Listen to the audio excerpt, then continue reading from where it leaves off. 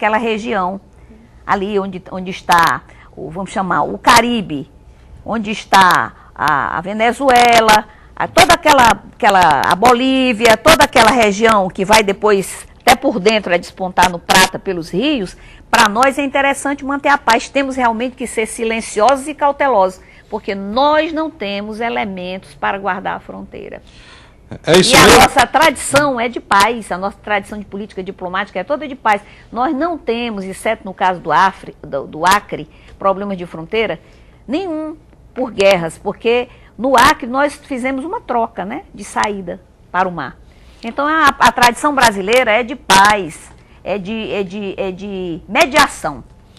É isso mesmo, doutor Hildson Martins? Na verdade, para você avaliar, mensurar, dar uma perspectiva alvissareira com relação ao progresso de um país, a gente tem que ver o vetor do direito social, a inclusão social.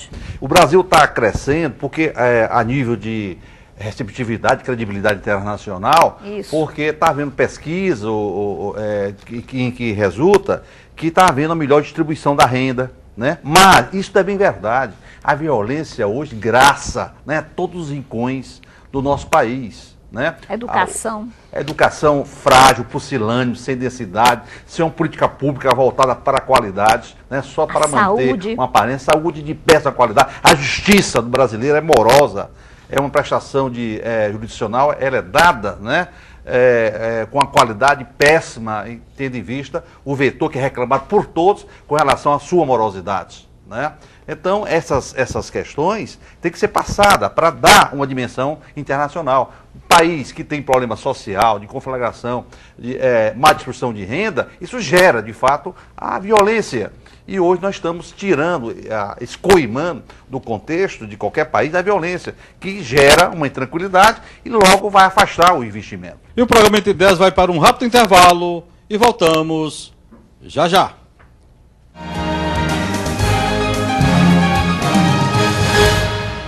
Óticas Boris, agora com 28 lojas. Só quem mora no coração da maioria dos cearenses pode ter tantos endereços. Atenção Parangaba, atenção Heráclito Graça. Óticas Boris está aí. Atenção Santos Dumont, atenção Cidade dos Funcionários. Óticas Boris está aí. Faça seus óculos de grau na maior rede de óticas do Ceará. Palavra de especialista. Óticas Boris, especialista em óculos de grau.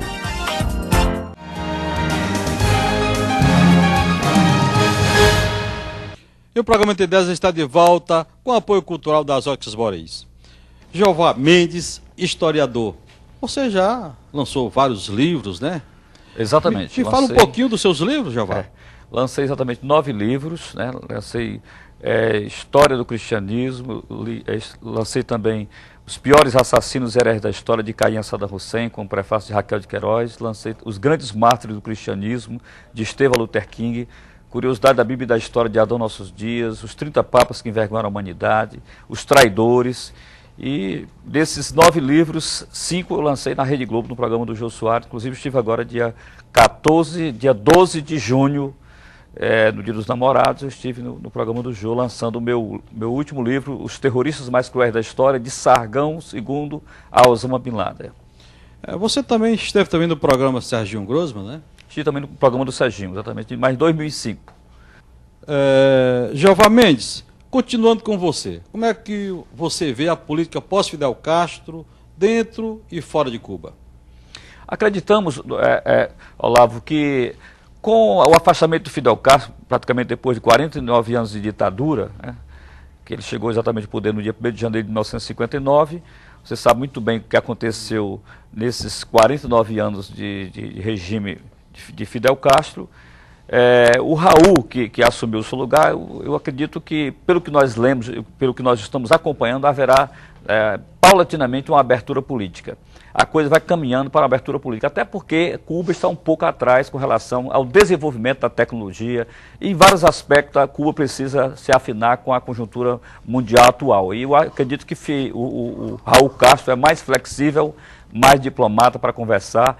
E lê-se muito que algumas empresas americanas já estão se instalando no país E o turismo também está sendo incrementado com esses novos tempos do governo de Raul Castro. E os direitos humanos, existe lá? Professor Luiz Aragão. Isso é relativo. Isso é relativo. Eu vejo que Fidel Castro certa vez disse que, num discurso, que a política na América Latina era construir presídios. Ele não errou. Não errou de forma nenhuma. Eis aí todo mundo reclamando que falta presídio para colocar, né, o Luken da sociedade, como diria Marx, dentro. O lixo da sociedade. A borra A borra da sociedade. Então ele não errou. Agora, os direitos humanos são relativos. Tudo é relativo. Nos Estados Unidos eu pergunto, há direitos humanos para quem nos Estados Unidos? Para os americanos. E para o de fora? Para a China. Num mini holocausto de 3 milhões de norte-vietnamitas mortos. E das invasões em Honduras, Nicarágua, Costa Rica, Belize, Porto Rico, de todas as Filipinas, de todas essas a bomba atômica, de todo esse lixo que os Estados Unidos criou no mundo.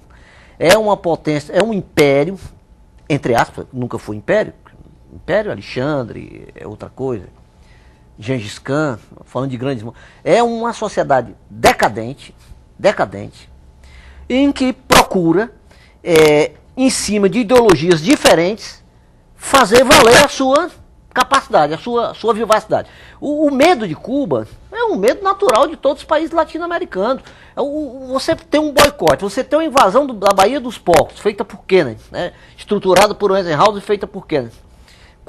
Hoje você sequestrar garotos que vão para a Flórida e torná-los cativos como símbolo, como ideologia. Então, eu dou razão ao Fidel Castro.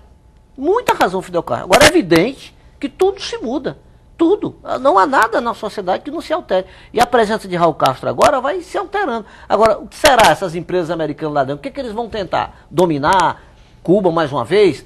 Fazer de Cuba cassinos, jogos, como havia as casas dos gangsters americanos lá? Eu queria saber se vai ser assim. E outro dado também a ser considerado, a ser colocado, né, em destaque, é que os direitos humanos estão vinculados, adstritos à ideia prática, né, da participação do povo nos seus vetores sociais. Brasil democrático, um povo passando fome, sem oportunidades, né, sem ter o direito de qualificação, de oportunidades, né, sem informação, que ele possa conduzir. A gente estuda aqui o segundo grau, termina, não serve para nada, não vai ter nenhum emprego, nenhuma garantia de nada. Somos ineficientes, né? Deficiência não total. Temos preparo. Então, o nosso modelo aqui, na verdade, é um modelo opressor, né, um modelo de educação desumano, falido. Né, em que pesa a gente rotular, né, o nosso contexto político como sendo democrático. Doutora Luciara Silveira, alguma informação a acrescentar? Eu tenho muita fé, como vocês viram, no futuro do Brasil, mas acho que ainda há muito a fazer. Há muito trabalho a fazer, é preciso acabar com a corrupção, é preciso endurecer as leis que realmente a cadeia seja o lugar de corruptos, que os crimes de colarinho branco sejam punidos efetivamente e que seja dado o rigor da lei também e proteção maior às mulheres nas questões de violência. Professor Luiz Aragão, alguma informação a acrescentar? Agradecê-lo pela oportunidade e dizer que a Revolução Industrial envenenou os rios, poluiu o ar, destruiu florestas. Eles são responsáveis por tudo isso aí. E pode ser que eu não esteja aqui ainda, né? Mas Newton previu que em 2060, no ano 2060,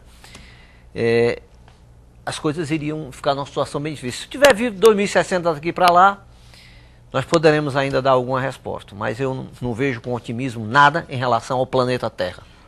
Doutor Hildson Martins, alguma informação acrescentada? De fato, na era industrial, começou em 1512, com Thomas Newcomen, né? E faz mais de 500 anos que há um processo degenerativo voltado para, vamos assim dizer, contra o ecossistema, contra a exploração do homem pelo homem. À época havia exploração de menores, de 10 anos, de mulheres. Então eu acredito que nós estamos formando uma consciência cidadã e é necessário que a universidade, que é da minha área, esteja conectada, né, com a sociedade, né, fazendo naturalmente estudos, com participação, melhorando a qualidade de consciência crítica, e eu acho que o caminho é por aí. É a universidade, a escola conectada, né, com as massas obreiras, com as massas rural, e com isso, naturalmente, sedimentando uma consciência cidadã. Historiador, escritor Jeová Mendes.